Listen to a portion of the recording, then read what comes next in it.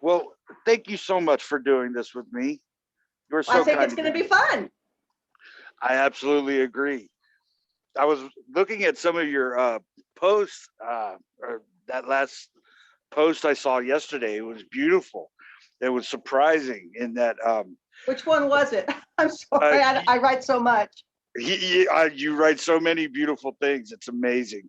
It was a little bit outside of the normal wheelhouse that I Oh, usually see. I know the one on kind of on Christianity. Yeah, yeah, the Yeah, Christian thing.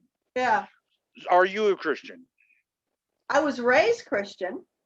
Interesting. I left Christianity behind in my rearview mirror when I was about 16.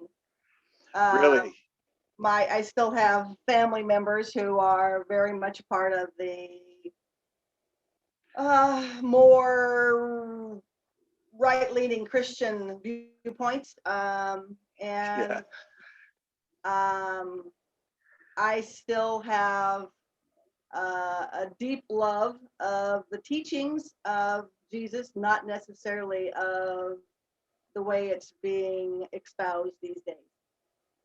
Yes, yes. So the um the right wing Christian kind of thing is really a paradox, is it not? It's I've personally read the Bible myself, and yeah, it's kind of hard to wrap your mind around sometimes. I can't wrap my mind. It's it's difficult to compart what I read and what I'm it's seeing. beyond my ability to get there. But everybody has their own model Yeah, of the world. So yeah, what are we but a bunch of an infinite number of models of the world? yes, yes, I agree. So what brought you? Would you mind me asking? What made you go beyond, or say leave the Bible behind, as you say, when you were 16? I did tell you I'd let you ask me Yeah, anything. Didn't I?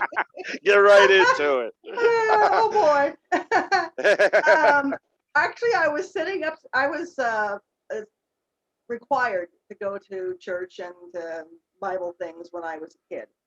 And even once I left it behind, I still had to go until I left home, which was 2 years later. Wow. Um, it was interesting though because I mean you can go and realize that for you at least there's something really off about it. I was sitting. I remember the day I was sitting upstairs in the balcony at the church, and the minister was doing his thing. Um, and it was just kind of like this energy landed with a thud inside of me and said, "Hell no, that's not right." Yeah, Yeah. And it was the brimfire and damnation, and if you don't do it this way, you're going to go to hell, and I thought of all the beautiful souls out there in the world who are doing. And at that point, my compassion extended only to the ones who were doing good things, what yeah, I yeah, perceived as good yeah, things. yeah, uh, yeah. didn't even have enough compassion, I don't think, at that point to actually extend it to myself. But it just didn't make any sense to me. It was like that aha light switch moment where you just went, nope, not going there anymore. And Yeah, I agree. For me, if I may, it seemed very similar in that I was bending over backwards to try to make this thing kind of work, and I finally just came to the position. I was just, well, this just is not working. It just it, doesn't work, it and I don't get it. uh, so were you raised Christian as well then? Well, no, not really. Oddly enough, uh, it's a weird story, but uh, my very first prayer, my father told me that I could talk to God. I asked him why why do people hate each other, and I was 8 years old, Oh and wow, how beautiful.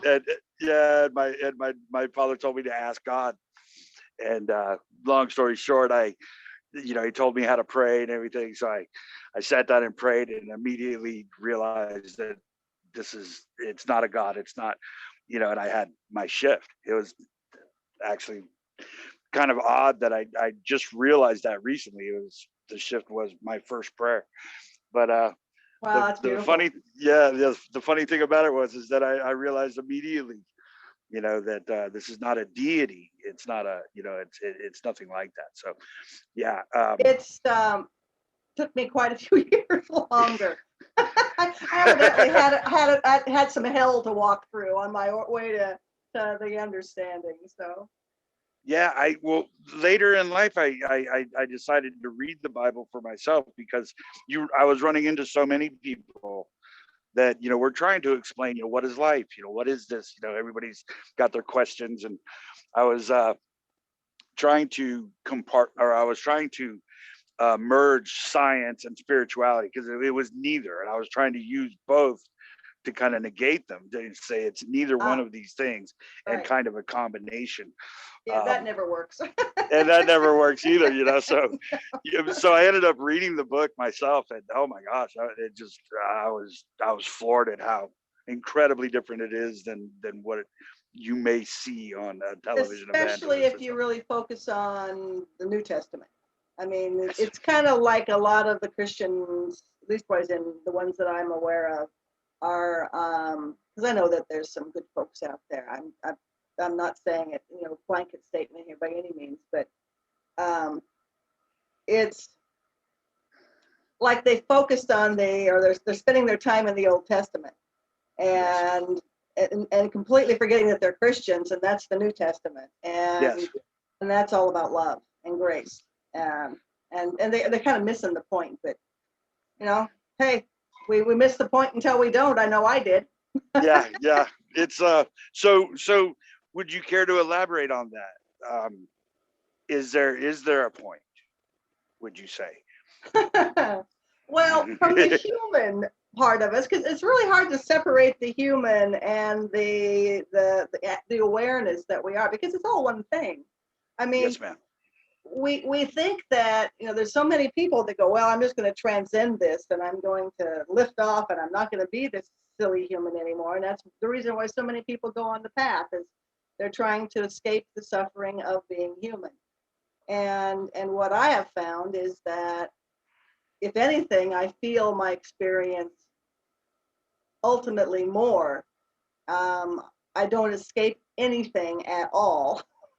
And yes, it's just being here fully that. And so to me, if there's a point, that's it, because we're here anyway. I mean, we're going through it anyway, so we might as well be present for it and that's enjoy so the ride. That's so amazing. So simply put, but it's so profound in that it truly it is. This is it. I mean, enjoy it as it is. This as and the suffering as well. The suffering is part of this beautiful, weird mystery. I've certainly had my share, and actually, it's the suffering that's finally brought this body mind to a full stop, to to the full surrender. And honestly, well, I would say I don't think I could have gotten here any other way, but this is the way I got here. So how would I know? And it's been, I mean, even the last 2 years of my life have been, learning literally to live one breath at a time, because my heart started going into ventricular tachycardia, and they have no idea why it does what it does, and when it will do what it's going to do. It could happen at any moment. And so basically, now I have this thing inside my chest that's a defibrillator, which is having a defibrillator go off when you're wide awake. That's quite an experience. Yeah. And it really sets the nervous system. I mean, even though I know the truth of what's here, and there's absolutely no concept of death left here, the body has its own thing. So it's and to be present during that is quite the ride, and it completely changes the whole thing. So and isn't that amazing? I think that this plane of existence. Go ahead. No, please go ahead. I'm sorry. Honestly, I don't even remember what I was saying. So it I comes do and that then all the time. it goes. Well, how about could you elaborate on the surrender? Could you just could you talk about that a little bit? When you I say think surrender, what do you mean? for me, it was the big one was control of my health. I'd had such a actually pretty blissful early, life until the last 2 years as far as my body. I mean, it wasn't the perfect size. All these things, that the humans judge themselves for. But health-wise, I really didn't have much going on. And then to all of a sudden have your entire life turned upside down.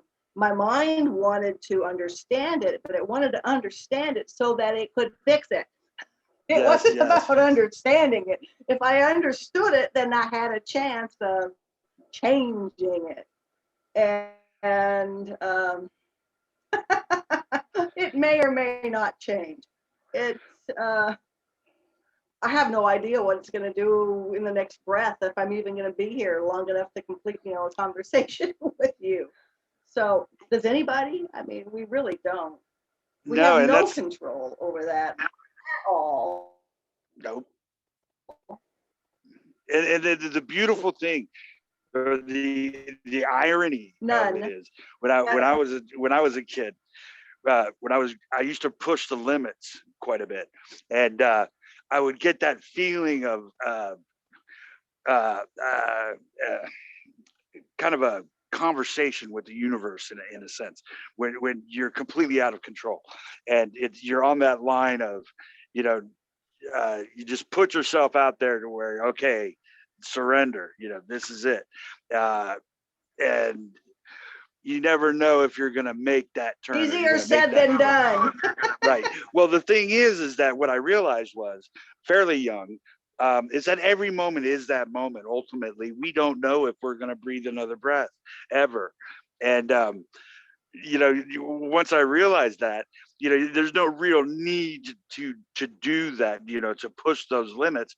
And as you get older, you realize, well, you just never know what's going to come around, the bend. You never know what's going to happen, and we could be gone in a blink of an eye. It's amazing.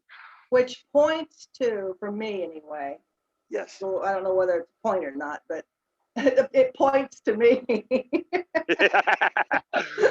that you might as well be fully alive while you're here, because we Yes. don't know, if tomorrow even gets here. I mean, my husband and I, back when Kenny was alive, Kenny was diagnosed with cancer in 2006, and he died in 2011. I'm sorry to hear that, my friend. Yeah, that was one of those other huge, huge life trainings for me.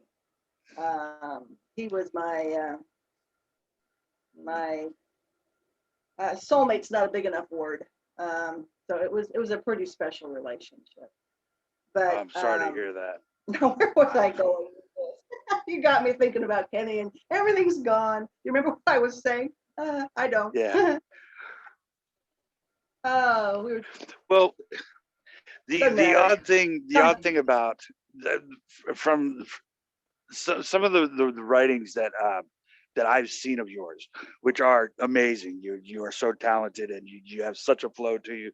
I immediately resonated with a lot of what you were saying. This immediately I thought, this is beautiful. Um, would you care to elaborate on some of the themes that you write about? Would you like to talk about that? What inspires you to read those or to write those beautiful posts? I can tell you how it starts.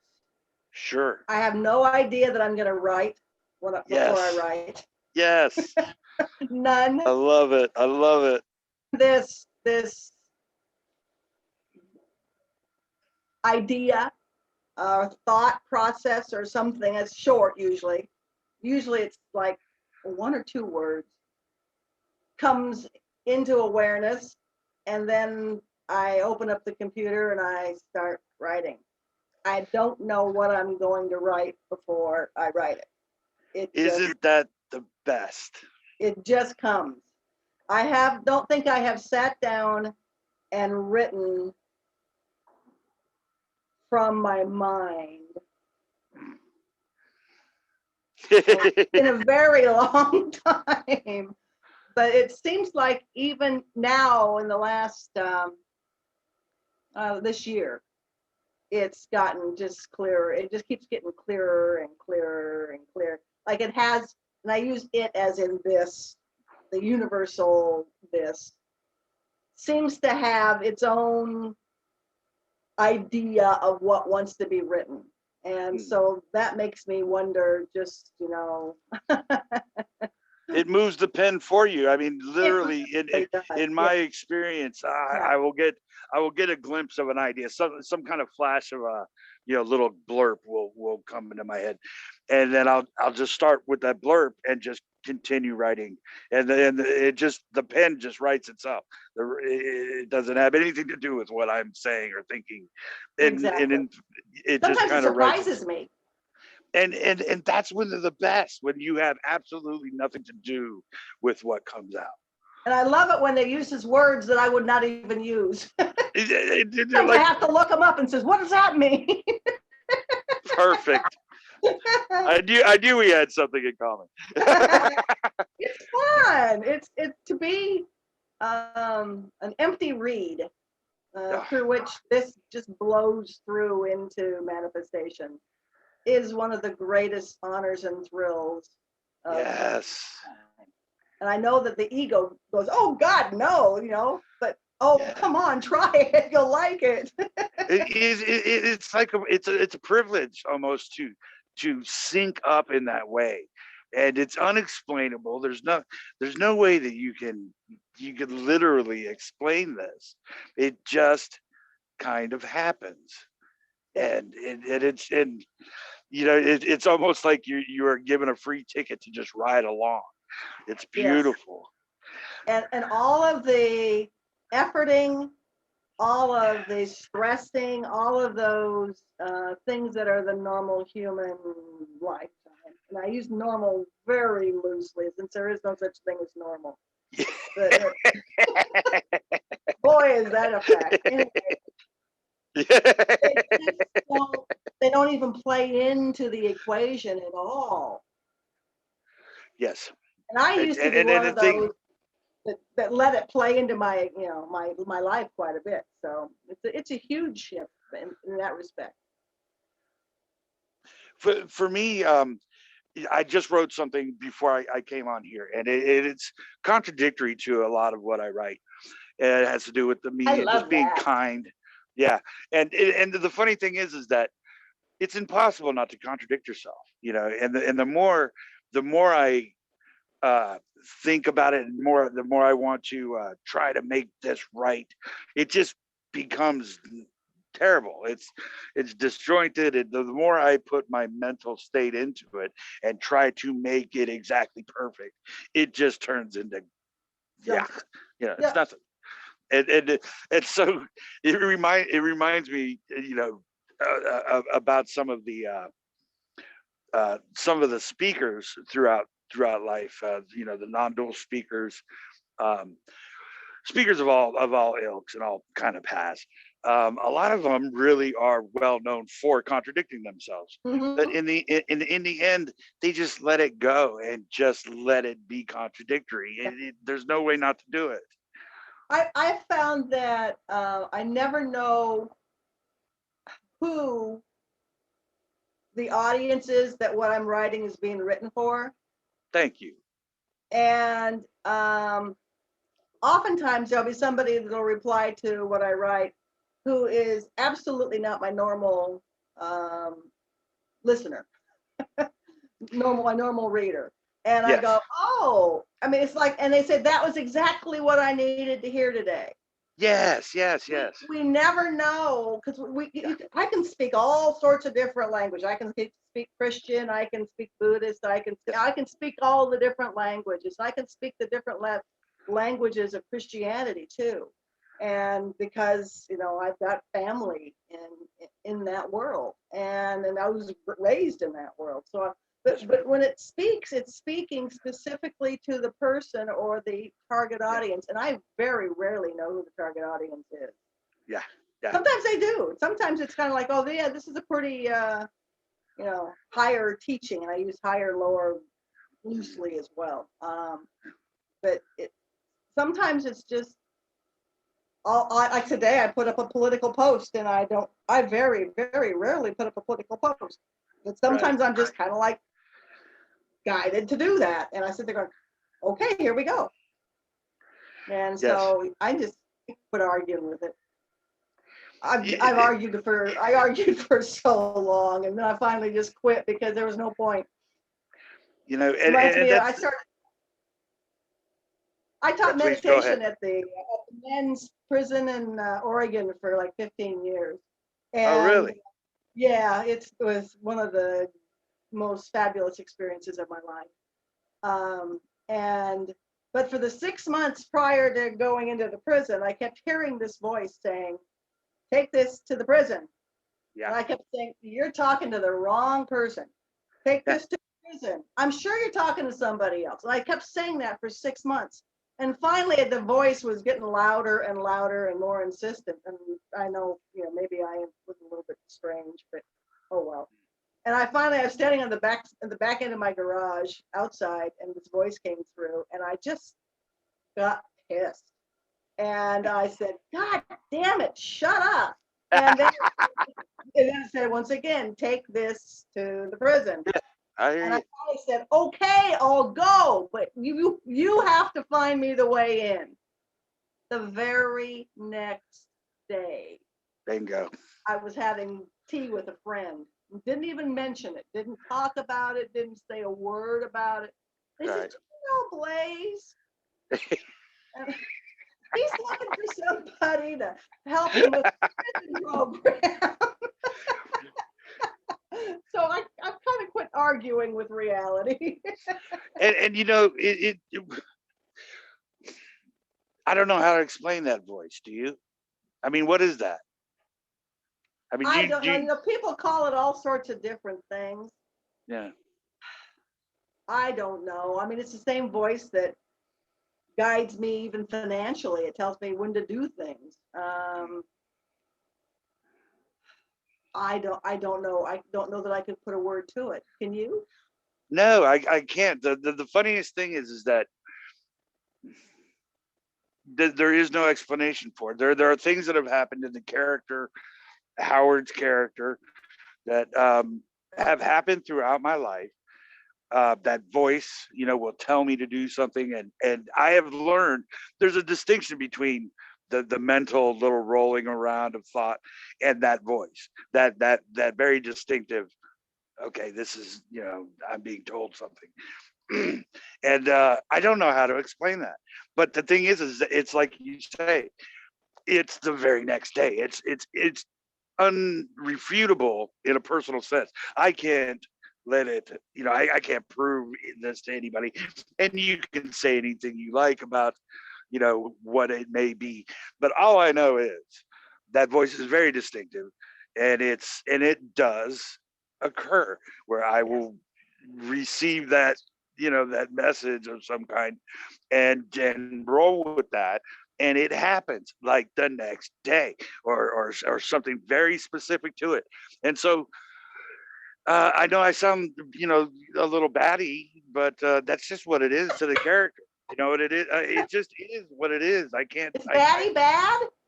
I don't know. How can I judge? I have no idea what this is. I have no idea. Batty's bad. I guess I'd rather be bad. But it has nothing to do with the personal desire.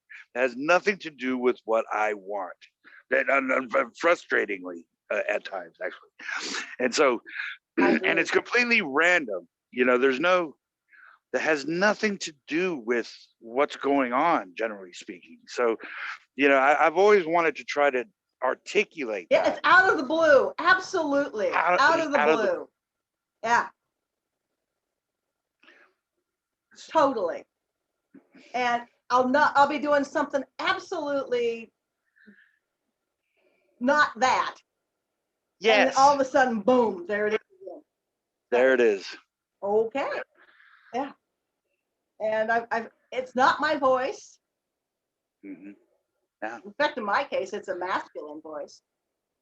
But sometimes booms. I mean, it's definitely got an authority sort of sound to it. Maybe that's what I need in my model. Who knows?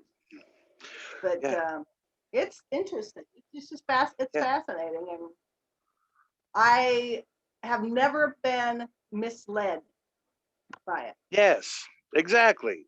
And the weirdest things too, the most odd, the most odd things. It's not it. Excuse me.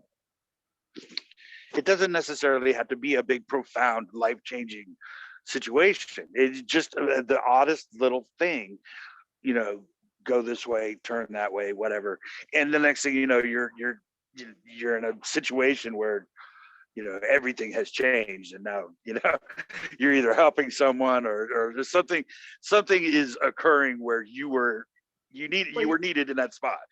But you It's were just what it is. needed, or I've also had it like financially, I was not in great shape after 5 years of cancer with my husband when he died, and I live on 5 acres, and we had some farm equipment and a tractor and some other things like that. And of course, I was using them and using them as part of the farm. And one day I was standing in the kitchen cooking lunch, I think it was, and the voice came in and says, put the tractor on Craigslist. It's something that practical. Yeah. And then I said, but I need to wash it. And it said now. Yeah. And 2 hours later, it was driving out the driveway behind the guy who bought it. Yeah. And then 2 weeks later, I heard, because I still had his car, now sell the Blazer. And I started to do the same argument and thought, what's the point? And put the Blazer on Craigslist, and let me see, it wasn't 2 hours, I think it was 4 hours, and it went out the driveway. And then nothing happened for probably 2 or 3 weeks, and they said, now build a new studio apartment downstairs with the money. So basically, it was telling me, you know, what to do with, you know. Yeah. Evidently, I was so dumb that I couldn't figure it out myself. I would never have thought of it. And the funniest thing is, like you say, the argument factor. I found myself arguing yesterday, and I know that you know, it was just funny. It was funny, and I, you know, after all these years, you know, I could still sit there. I can argue with the voice, you know, or that premonition. But and that's the oddest thing. And I think part of the reason why I've always considered what appears to be this existence of time and space, not realize it appears. It's not actually time and space. It just appears to be, because there are certain things that just I can see before they happen, or they are shown to me before they happen. So, you know, this is a strange, you know, I didn't intend for this to go down this road, but it's the honest truth. Path. Yeah. It is what it is. You know, I mean, I can't, you know, I can't deny that. And I find it fascinating that you brought it up. Yeah. It doesn't seem to be solid at all. Right. And it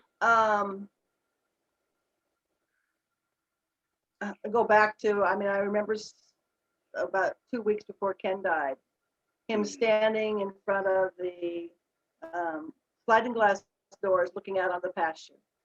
And I looked over, and he was nothing but light. He was just pure light. And most of our time together, I'd been the one on the spiritual path. Yeah. And he always said that he got his by osmosis. Lucky bugger. Yeah, really. Darn him. Maybe that's why I got left behind and he got to move on. The ultimate irony. Well, he got everything he needed, but it was so clear to me that he could literally become anything in the blink of an eye, or nothing, and Yes. that we are all that. Yes.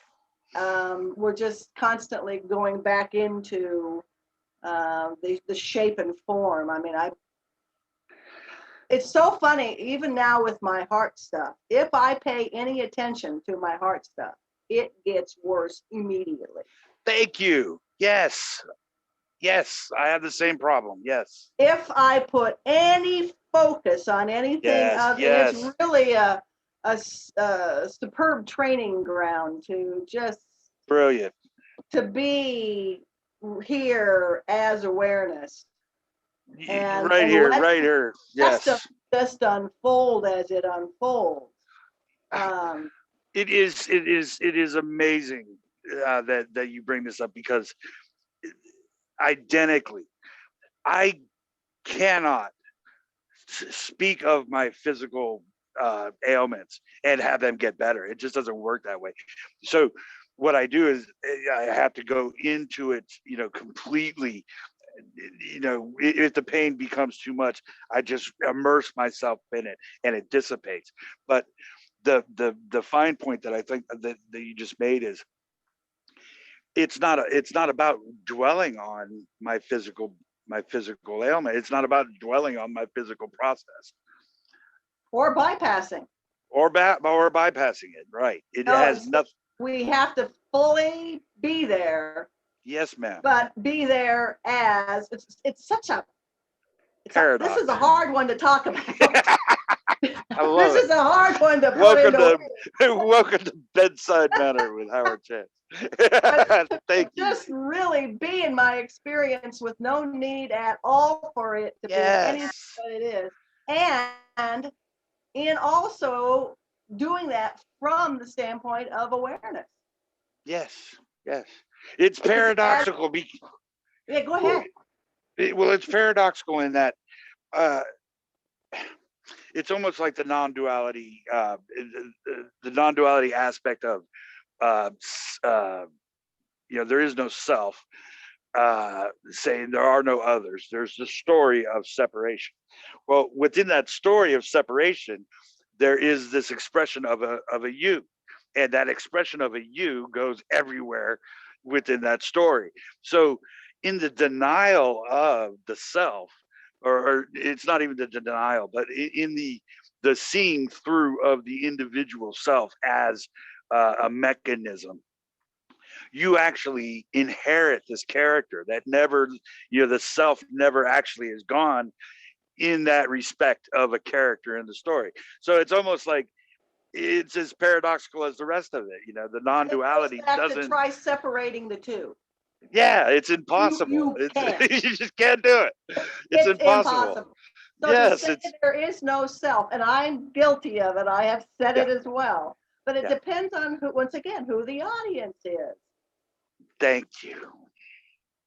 And so sometimes I write about the fact that there is no self, because really there isn't.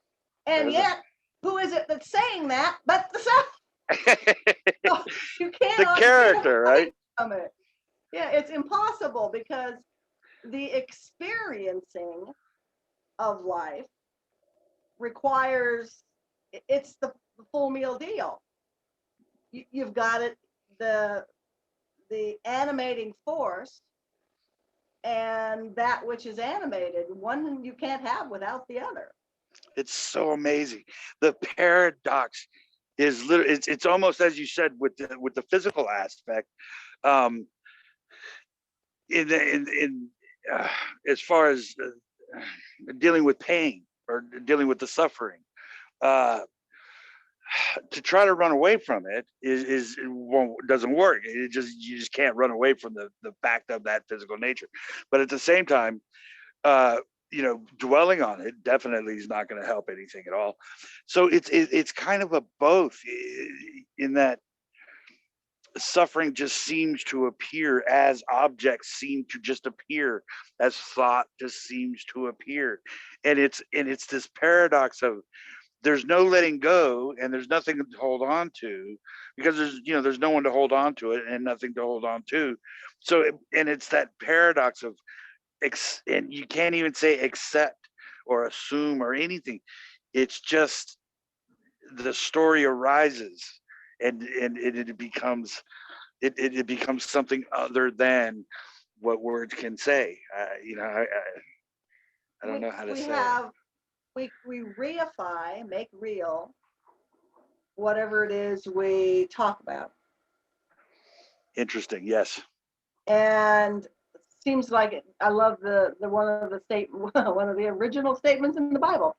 And there was the word created, and I look at it literally.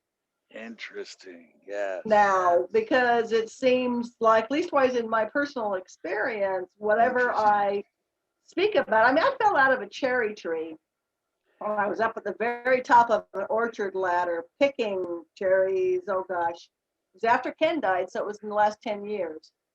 So here's a 60-plus-year-old woman up at the top of a ladder picking cherries, nobody around, just a little too far. And there was something inside of me that knew I was reaching too far. And down I went, and I landed on my hip and on my shoulder. And I land, and of course there's, the ground is the roots and all those kinds of things that show up. And I had a bucket around my neck with a rope, and I'm sitting there thinking, after I got down, it was like, wow, I'm really glad this ended the way it did, because this could have gone really ugly.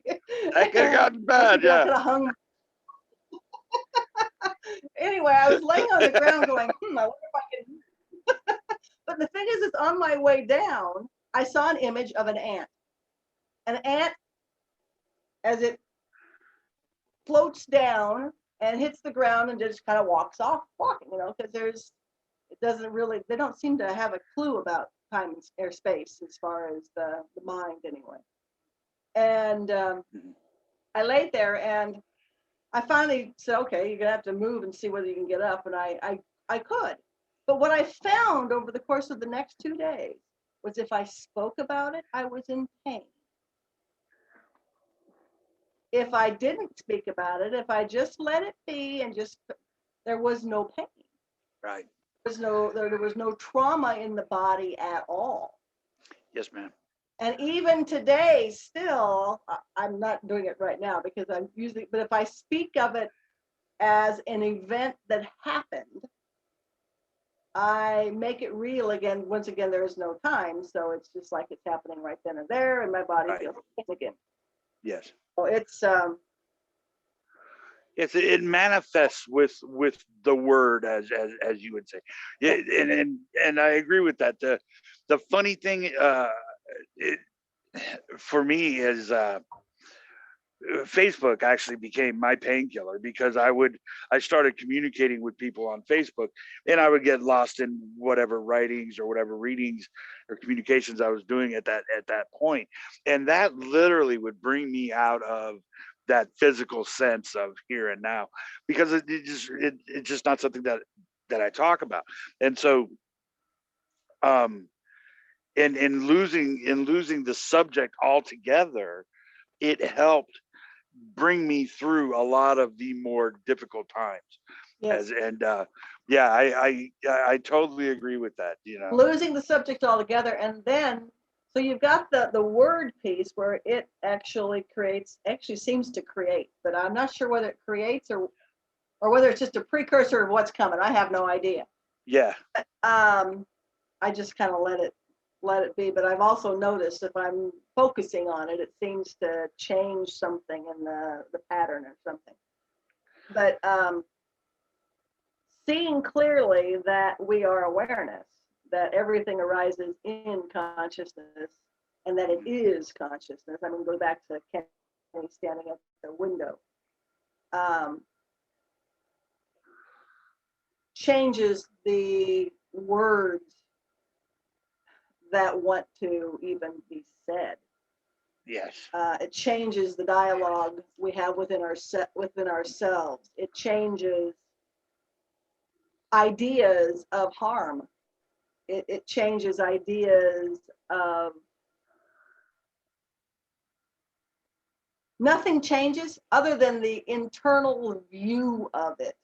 Yeah, I mean, so the undefinable self within that realm of yes, mind, brain, consciousness. That yeah. audience of self that does not have a description, really. It doesn't have a definition.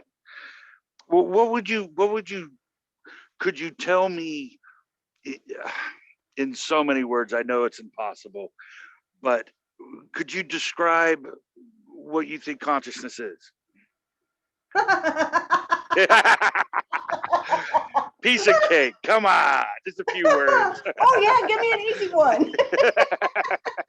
He said mystics across the eons have tried this one. Right. I'll give you 100 words on consciousness. Go. I'll take one. And Okay. it seems to be knowing. Knowing. Just that which knows. But that's the limited version understanding consciousness. And I guess if I was to look at consciousness itself, it's just pure potential. Yeah. Pure potential, but it's, you know, it's where all of the biblical terms like omniscience, omnipotence, Yeah. what's that other omni? I don't remember. Anyway, all of them come from. It's all powerful, it's all seeing, it's all knowing. It is all inclusive, infinite, eternal, spaceless.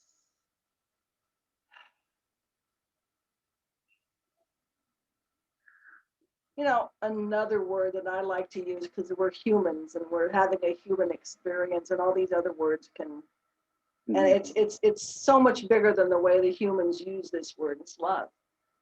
Yeah. We don't understand love when we think when it's a transactional thing. Yeah, thank you. Transactional, exactly. I totally agree about that, for sure. And unconditional love is what we are, and I think that's the reason why it feels so off when we judge, when we are judged, when the separation mentality, you know, gets a hold of it like a dog with a bone. Yes. It's so difficult to talk about the subject of consciousness. Well, because it just has no definition and that kind of thing. We can point with our fingers. Yeah. That's about it. Right. And it's almost it's an impossibility. And I like what you're saying about the omnipresent and this and that. For me, it is beyond transactional in that when you get beyond the whole notion of I am aware or I am conscious of an object, I am aware of other things around me. Okay. That is, to me, that is what consciousness is. Going beyond that is that world of a lack of separation, and that everybody, you know, and in that awareness, as you were referring, there is this indescribable lack of separation. There is no separation, and there's And no the way to recognition of that is ordinary. Yeah. Yes. It's not something that is outside of the bounds of normal experience. I mean, we all are it. Yes. None of us would have any experience whatsoever without the knowing, which is why I use knowing, the knowing of our experience, the knowing of our perceptions, of our sensations. And we think of, you know, these as something, but they're not. They're simple knowing. You can't separate knowing from perception. You can't separate knowing from seeing. I mean, it's so obvious if people trip over it and they don't even know that it's there. And it seems like knowing that, understanding that wouldn't be that big a deal. Right. But it's a game changer. Yeah. It is. It's impossible to articulate, but let me ask you this: does existence exist beyond the immediate experience?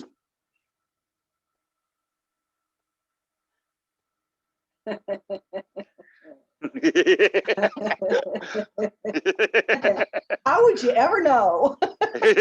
Exactly. It would be there's only here, there's only now. So, right.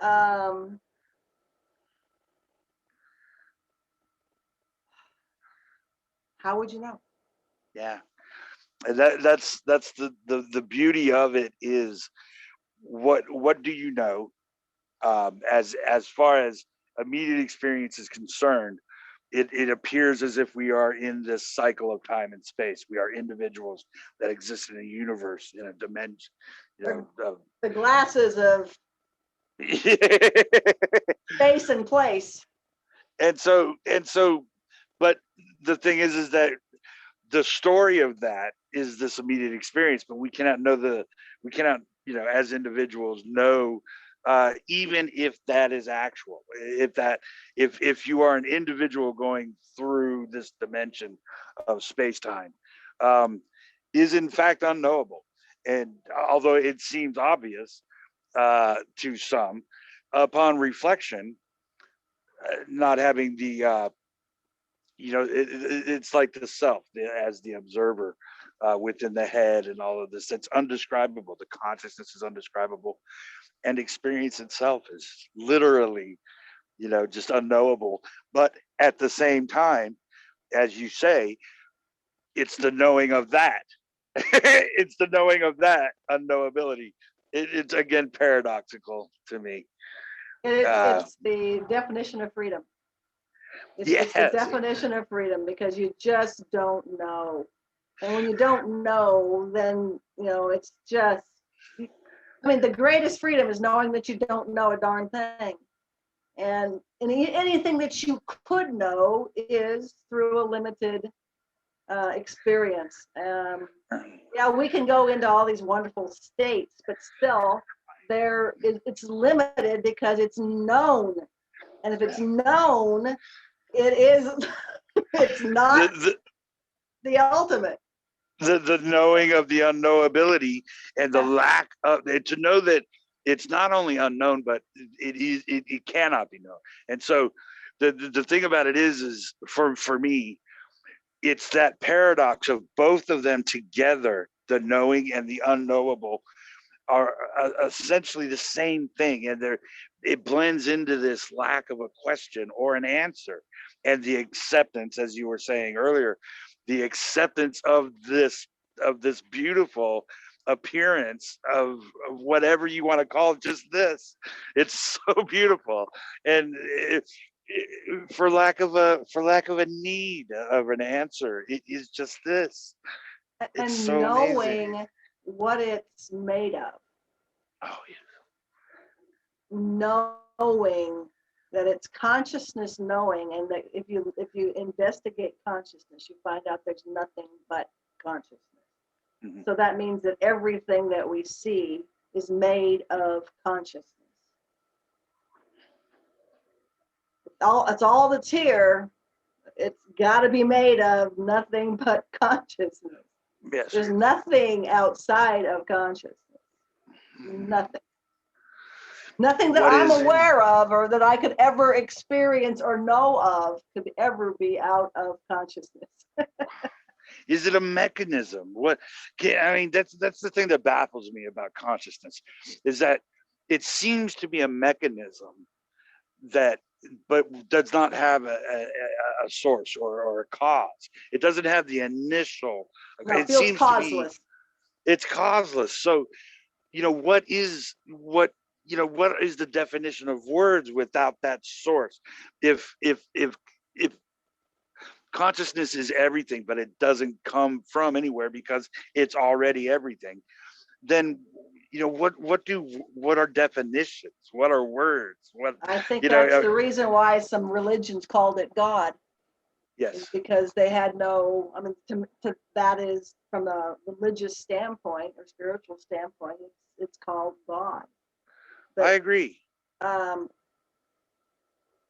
could call it anything, and it would still be a limited understanding. It goes back to that elephant joke, which part of the elephant you're standing by when you try to describe it. It's just too words again, too big. Too perfect. Yeah. And too easy. And it's also so simple. It's beyond, and minds like complexity, and the simplicity of it's one of those other things we trip over, because no, it can't be that. It's too simple. Yes. I know that I did. I tripped over it for 30 years of spiritual practice, trying to find it when it was staring me, through my eyes the whole time. And it isn't that it's too big, and yet it's right in front of you simultaneously. And I think people tend to want an explanation in a dimensional sense, like there's a cause, there's an effect, there's a reason, there's a meaning and a purpose. And those words are descriptive of something that's not even, it's the Those story are all of, objects. yeah, it's all having to do with relative objects to your desire, to the self and what it wants. Looking for a thing, Yeah, even a state, which is a thing, is an object, and what this is objectless. yes. And no way it can be found. It is unfindable, because the only thing you can find is something that is a thing. right. It's unfindable, and yet it already is what you're looking for. You know what I mean? It's that constant paradox of, there's it just words can't explain it, because words, the words are describing things, and words themselves. Isn't that a hoot? It's so beautiful. It's like we were put inside of a machine that was going to spin around and give us all these infinite possibilities, and none of them are the machine. I mean, they're all the infinite possibilities within the machine, and what we're actually looking for is, the generative code. Well, I think that's the ghost in the machine analogy. And on top of that, what you were saying about the omnipresent, the God, all of that kind of thing. And yes, I agree with that as well, because it's impossible to define. So it's impossible to speak about. It's impossible to describe. But it's fun. So yeah, and so what it is, and the odd thing about it is, it already is this, but then it's beyond the appearance of what this seems like, in that it's not separation. So you have this omnipresent, like you said, or omnipotent or omniscient, kind of presence or awareness, where you dissipate self and other, and enter this kind of, as you said, knowing, maybe understanding, I don't know, it's all inaccurate, but literally it is just this and infinite simultaneously. It just can't be. It's so amazing. So amazing. And it cannot be separated from its manifestation, from its expressions. And that's where I think a lot of people get lost on the, it's like step one. Step one is the neti process. Not this, not this, not this, not this, not this. And when you go through that process of stripping away all that you thought you were, you end up with oh, there's nobody here. Yeah. But that's only step one. Right. And that's where a lot of people get stuck, and that's where spiritual bypassing is located as well as I'm not anybody, so who cares? Mm-hmm. Yeah, but you are.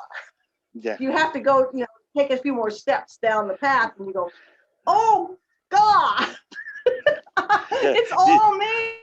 Right. I'm not It's here, all me. but I'm everything that appears is running through this existence of a self, of my perceptions. It's so yes, paradoxical and yeah. simultaneous in that it appears to be this existence of separation, yet it's not separate simultaneously. It's amazing, and it's just one of those wish you were here. What a design we are. It's so incredible in that the question and the answer both blend together almost like it's a pair or like a counterintuitive uh, holding on and letting go at the same time. And it's impossible to say, but there Mine is can't a get it. you the self can't get it. You can't think about it. It just and therein lies another paradox. The what is beyond thought or consciousness, and what is thought without the self, and all of these questions and all of that kind of stuff just kind of jumbles into this beautiful just appearance, or just I like to say bloom, and it just kind of blooms, and just into this, it's none of that and all of it simultaneously. I just had this wonderful visual when you were talking about the blooms, and I was getting that this whole separation experience is like the seed in the ground before it cracks open and works its way up through the ground. And then life begins. People Yes. think of waking up or whatever as the end. It's only the beginning. Oh, it's only the beginning. Pardon me 1 second. Hey Tosh, that got here. That's here. Yeah, I think so. I think it just sent me a message. No Yes. problem. Excuse me about that. Um, yes, ma'am. That's the thing about people. People think it's such a negative. That like, oh, you're negating experience. You're negating. To negate the self is that. That's And because they're and stuck back there in step one. yeah, and the reality is that no. It actually it's beyond words how in the emptiness, the empty fullness of it is this beauty beyond description. And in my personal opinion, that's my character's slip from what would normally be considered, thought um, or experience within separation to that lack of separation. Now I'm using drunken language. It's impossible to actually be accurate, but that slip into that realm of a lack of separation, it's it is truly beyond words, and there is no going back. There is no going back to this. There's a richness of aliveness, a richness that Yes. is absolutely missing It's in a life of mythic. separation. I It's mean, it's beautiful. like you're walking as a cardboard Beautiful. cut off, Oh, cut up before you get there. You're just this little paper doll. And mm, then all of a sudden you get literally to embrace all of the juiciness of life in a way that is impossible while you're still stuck in the shell. Interesting, the seed again, and while you're still stuck inside the seed. and isn't that the beautiful Mm. thing about it? You lose yourself, and suddenly the entire story becomes enlightened. The entire story blooms, or it just everything about just like you were saying. Yeah, to get lost in a berry, for example. I mean, to literally get lost in the most simple things within separation. Once you realize what it is, once you see it for what it is, and you know, it's impossible because it's not a connection or a disassociation. It's neither of those things. It's not a thing. It just appears to be these objects in time and space, but it's not that at all. And to walk through this little life, this little playground we have here, is a privilege, in my opinion. I mean, it's just, as my friend Arthur and many beautiful people have said throughout the years, a moment in the sun. You know, it's a Mm. privilege. It's beautiful. Life is precious. A It, it human life is very precious.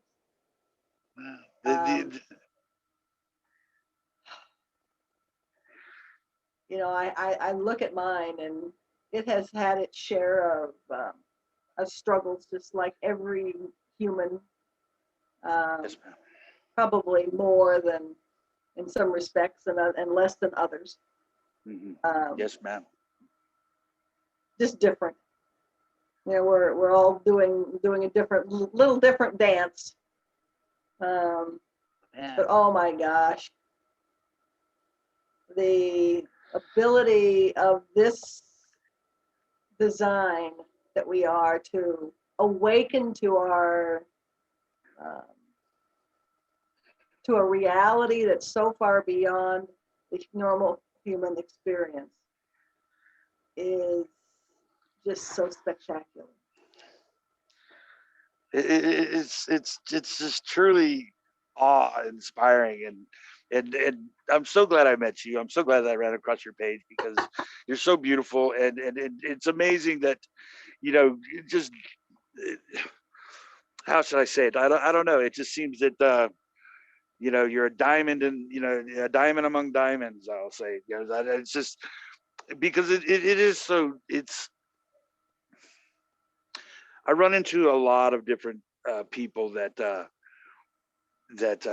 are on different paths, and, you know, they have their own different things, but the very simple the very simple beauty of what we're talking about, paradoxically, the, you know, infinite about it, is it seems that you encompass this so well with your writing, and you just immediately resonated with me, and I just wanted you to know that what I loved immediately was that I read three things, and each thing came from a completely different aspect of, you know, there is no one path that you're taking. You're not like doing this one genre thing, you know, where you're just going to remain true to this way of thinking. It did not occur to, and it seems like everything that you write is in the moment for that moment. And That's the way it seems to be writing these days. It was funny. Even back, you know, when I was really early on the spiritual path, I was never allowed to go down one path. I yeah, was always like embracing the whole. yeah, Um, yeah, and I, even when I loved somebody's quote or something, it was like, and I had this photographic memory prior to going down this path. It wouldn't let me, that voice, you know, wouldn't let me yeah, memorize the quote. It just had to be the original voice that wanted to come through. yeah. And Yes, yes. that's that's it's I think that's the reason why it's funny. I hadn't thought about that, but that's probably how come the writings are so varied, I guess, for Varied. Yeah, I would say varied, and it's almost varied. like, it literally feels like at times, if I may, it seems like different authors almost. Like you literally are coming from different places when you're making different points, and it is truly like you're talking to different people, or, you know, the different people in the audience almost, and but profoundly so, in that it literally looks like different styles of writing, and Mhm. it really is. It's you know, it's more so than than most, along the same ilk of pathlessness, like going to anywhere you want, down any road you'd like just to explore it. You literally are taking on the different ideas and different genres of thought wholeheartedly, and almost to the point where you're become a different writer for everyone. Equal opportunity writer, I guess. Either that or I've got Yes. multiple personalities. I'm not sure which. Well, and again, it's not you writing, so that Exactly. there you go. I mean, but it definitely resonated with me. I immediately saw it for. I think I would love to get to know this lady, and I'm really grateful that you've given me your time. And It's been a delight, Howard. Absolutely. Oh, I enjoy our interactions on Facebook as well, and I knew this would be fun. So I wasn't certain, was absolutely uncertain what might want to come out today. So I might have to actually go back and listen to what you post so I can hear it. Well, I'll definitely. What the best thing about I'm at the mercy of my friend, the tech guy, I call him. But I'm at the mercy of my friend, the tech guy, who's he's unfortunately sick. But we're supposed to be posting some things tonight, but I've got a bunch of things on the back burner that I want to post, and I have to wait for him to help me to do it. And everything in its perfect timing. Everything has perfect timing. But the beautiful thing about Zoom meetings is they email me the Zoom, and then I'll be able to email it to you personally on Messenger and give you the little code. You can watch it. Yeah. But the one thing about some of these interviews or discussions I've been having, the one criticism I've gotten is that they're too long. And I said, but if I get into a conversation, I want to keep going, and they say, yeah, but then what are you going to talk to them about next?